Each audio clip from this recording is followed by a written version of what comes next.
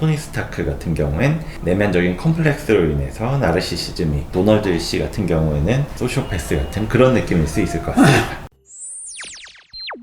네, 안녕하세요. 젊은 정신과 의사들의 솔직하고 은밀하고 자상한 정신건강과 마음 이야기, 내부자들입니다. 오늘 이야기할 내용은 비군 성격장애 중 한 가지, 자기애성 인격장애입니다. 이 자기애성 인격장애라고 하면 어떤 생각이 드시나요? 네, 아마 자기애하면은 나를 사랑한다는 거잖아요. 근데 이게 꼭 좋게만은 들리지 않으실 거예요. 자아도취돼서 나밖에 모르고 나만 대단하다고 생각하고 자랑하고 이런 거 좀 떠올리시지 않을까 싶네요. 되게 중요한 포인트를 짚어주신 것 같아요. 이 자기애성 인격은 영어로는 나르시스틱 퍼스널리티라고 하는데요. 이 나르시스트라는 말은 일반적으로도 가끔 사용하기도 그렇죠. 하고 나르시시스트. 그런 말이어서 네. 많이 들어보셨을 텐데, 나르키소스라는 인물이 그리스 신화에 나와요. 이 그리스 신화에서 굉장히 젊고 잘생기고 매력적인 청년으로 나오는데, 이 청년을 사랑했던 어떤 신이 자기를 좋아해주지 않으니까 저주를 걸었어요. 자기와의 사랑에 빠지라고. 그러다가 이 청년이 연못을 봤는데 굉장히 자신과의 사랑에 빠져서 헤어나오지 못하는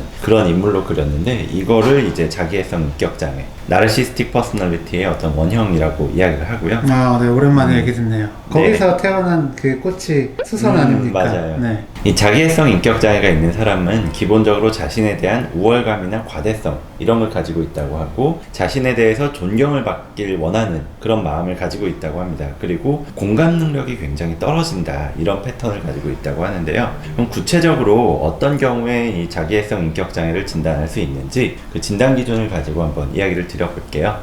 앞으로 말씀드릴 총 9가지 진단 기준 중에 이제 5가지 이상을 만족할 때, 그리고 요 만족하면서 이게 일상생활에 지장을 줄 때, 이거를 자기애성 인격장애, 자기애성 성격장애라고 합니다. 그 첫 번째는 나의 중요성에 대해서 과대한 느낌을 가지고 있다. 실제로 어떤 성취, 어떤 능력 이런 게 있을지 모르지만 실제 가지고 있는 것에 비해서 굉장히 과장하고 또 뭐 특별한 성취 없이도 막 내가 특별 대우받는 걸 기대하는 거죠. 예를 들어서 저희가 뭐 아직 그렇게 유명하지 않은 유튜버임에도 불구하고 막 알아봐 주길 좀 바라고. 맞아요. 네. 당신 나 모르냐고. 그렇죠. 네. 우리는 3만 유튜버. 그렇죠. 어떤 크리에이티브들의 이제 모임에 나가서 뭐 이렇게 잘 보고 있다. 내가 그 유명한 그 내부자들이다. 네, 뭐 이런 식으로 얘기를 하는 게 좀 이런 모습 생각해 보시면 되겠죠. 그 다음 두 번째로 무한한 성공, 권력, 명석함, 아름다움, 이상적인 사랑, 이런 것에 대한 공상에 몰두하고 있다고 해요. 자신은 무조건적으로 성공할 거라고 생각을 하거나 뭐 권력을 갖는 것, 이런 것에 대해서 계속 공상을 가지는 거죠. 내가 이 내부자로 성공을 해서 쭉쭉 올라가서 나중에 보건복지부 장관에 추대가 되면 어떻게 해야 되지? 무슨 네. 그런 정책을 펼까? 뭐 이런 공상을 하고 있는 거예요. 근데 되게 자연스러운데요. 평소에 하는 것 같은데? 시켜주면 할 거예요? 아니요. 무서워요. 그래요. 네. 그리고 세 번째, 나의 문제는 특별하고 특이해서 다른 또 특별한 굉장히 높은 지위의 사람 혹은 어떤 기관만이 나를 이해할 수 있고 관련돼야 된다라고 믿는 거죠. 그러니까 누군가가 나를 이해하지 못하면 그건 내가 잘못한 게 아니라 그 사람이 나랑 급이 안 맞아서 맞아요. 네, 나를 이해 못하는 거다라고 생각을 하는 거죠. 은행에 가서 예를 들어서 좀 대화가 안 되니까 은행장 나와. 나는 은행장 아니면 여기서는 뭐 대화가 통하는 사람이 없다. 네, 라고 하는 거고요. 그러다 보니까 굉장히 그런 사람들하고만 또 어울리고 싶어 하겠죠. 그 다음 네 번째로 과도한 숭배를 요구한다. 이거는 간단하게 예를 들자면은 내가 주변 사람들이 나를 우러러보기를 바라고 존경하길 바라고 이러는 거예요. 그래서 예를 들어서 출근을 했을 때 직원들이 다 나한테 인사를 꾸벅하고 해야 된다. 그런 걸 바라는 그런 사람들을 말합니다. 네. 이렇게 인사하면서 지나가고 네. 맞아요. 그런 거. 네. 다섯 번째, 특별한 자격이 있는 것 같은 느낌을 받는다. 특별히 호의적인 대우를 받기를 바라고요. 자신의 기대에 대해서 자동적으로 순응하기를 불합리하게 기대한다. 그러니까 이거는 말이 좀 어려울 수도 있는데 내가 대단한 사람이니까 알아서 모셔라 라는 그런 태도를 갖는다는 거죠. 쉽게 생각하면 의전을 받는데 굉장히 당연하게 그런 걸 요구한다든지 그런 VIP 대우를 해주지 않으면 화를 낼 수도 있는 거죠. 맞아요. 내가 이렇게 대단한 사람인데 왜 이렇게 안 해줘? 라면서. 여섯 번째, 대인관계에서 착취적입니다. 나의 목적을 달성하기 위해서 다른 사람들을 막 이용을 한다고 합니다. 이것도 굉장히 특징적인데요. 맞아요. 내가 원하는 바를 위해서 다른 사람들이 희생하는 걸 당연하게 생각을 합니다. 물론 당연히 사람이라면 내가 조금 이익을 얻길 바라고 남이 나를 위해서 좀 도와주길 바라고 이럴 수 있겠지만, 내가 도움을 받았으면 나중에 또 내가 도움을 주고 이렇게 주고받는 그런 관계가 아니라 항상 내가 도움을 받아야 되고, 내가 힘드니까 네가 대신 당직 서줘, 이거를 자연스럽게 당연하게 여기는 거죠. 네가 한번 서줬으니까 다음번엔 내가 한번 도와줄게, 이게 아니라요. 그리고 7번째는 감정이입의 결여, 그러니까 공감 능력이 결여됐다라는 부분인데, 이게 정말 그 자기애성 성격의 특징 중에 하나입니다. 그러니까 다른 사람의 느낌이나 요구 이런 걸 인식하거나 확인하려 하지 않는 거예요. 그 앞에 얘기한 대인관계에서 착취적인 거, 그리고 이 공감 능력의 결여가 마치 반사회성 성격, 그러니까 많이들 알고 계시는 소시오패스나 사이코패스처럼 보이기도 하거든요. 그래서 이제 저희가 중요하게 해야 되는 게 이 자기애성 성격을 볼 때는 반사회성 성격 부분이고요. 그 다음 8번째로 다른 사람을 자주 부러워하거나 다른 사람이 자신을 시기하고 있다라고 믿습니다. 이 자신보다 더 나은 대우를 받고 있는 것 같은 사람들을 굉장히 부러워하고요. 그리고 또 자신의 능력이 뛰어나기 때문에 규영이가 내가 좀 잘 나가는 것 같아서 나를 좀 시기할 것 같아, 이런 식으로 생각을 하는 거죠. 정말 말도 안 되긴 하지만 네. 부끄럽네요 진짜.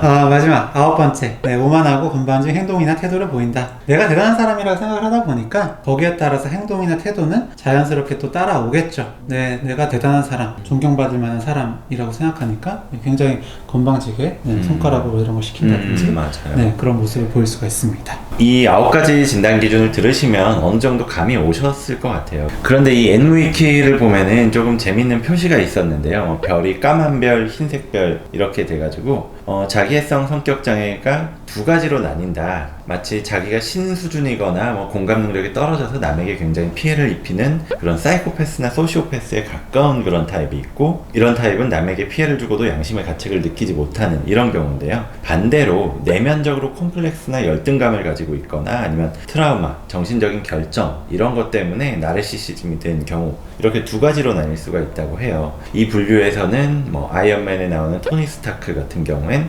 내면적인 콤플렉스로 인해서 나르시시즘이 된 경우라고 분류했고요. 이 분류에는 나오지 않지만 그 미국의 도널드 씨 같은 경우에는 약간 소시오패스 같은 그런 느낌일 수 있을 것 같습니다.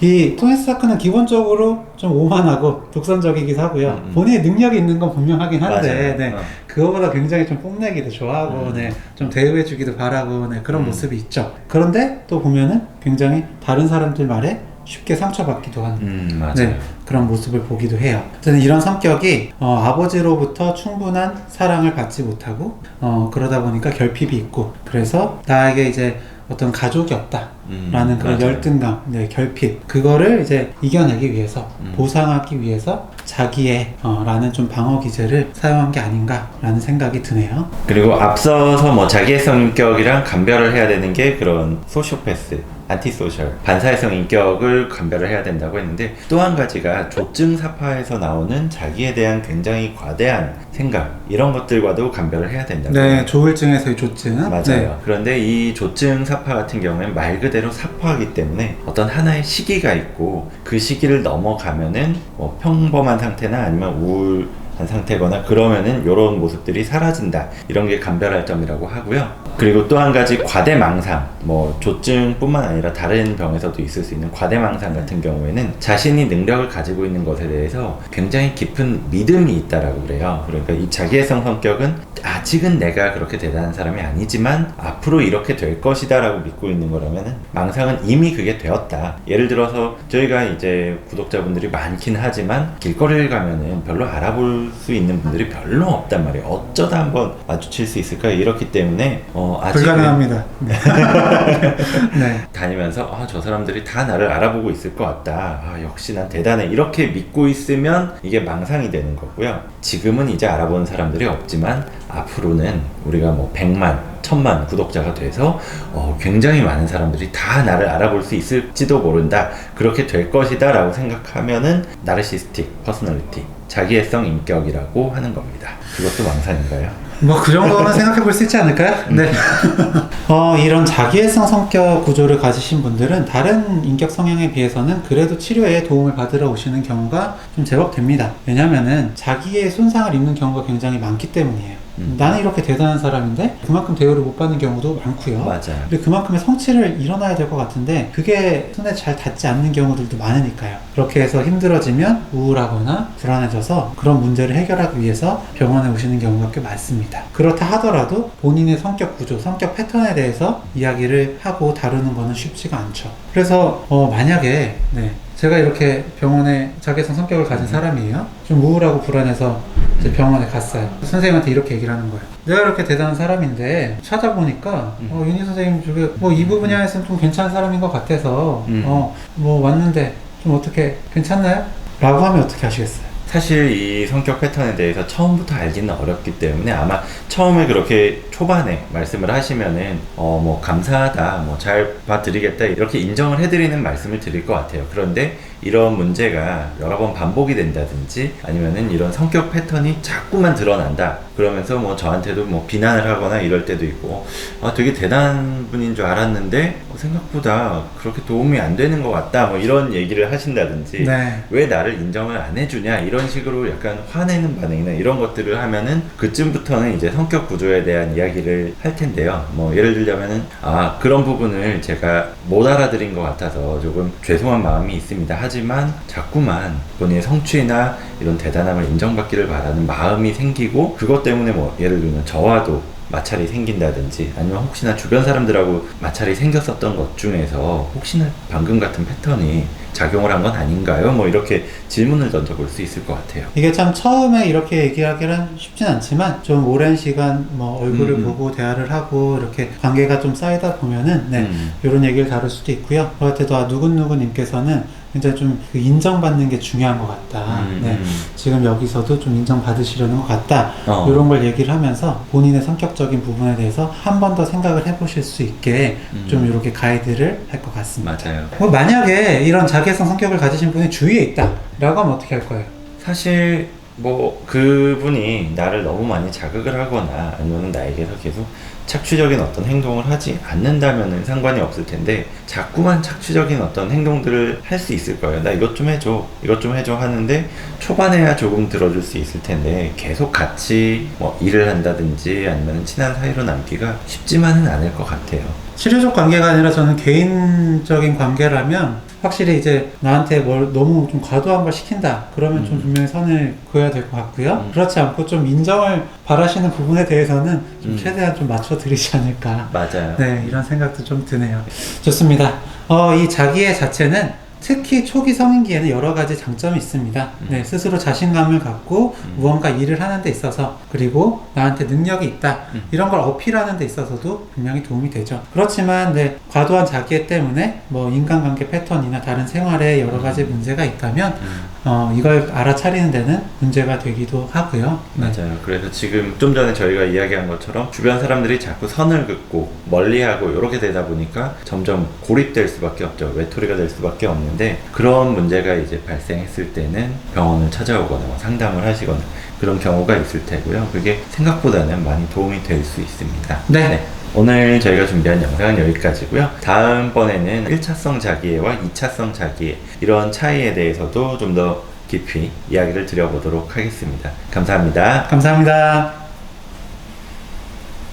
오늘 영상 조금이라도 재밌고 유익하셨다면 구독, 좋아요, 댓글 쓰기, 알림 설정까지 꼭 부탁드립니다. 감사합니다. 감사합니다.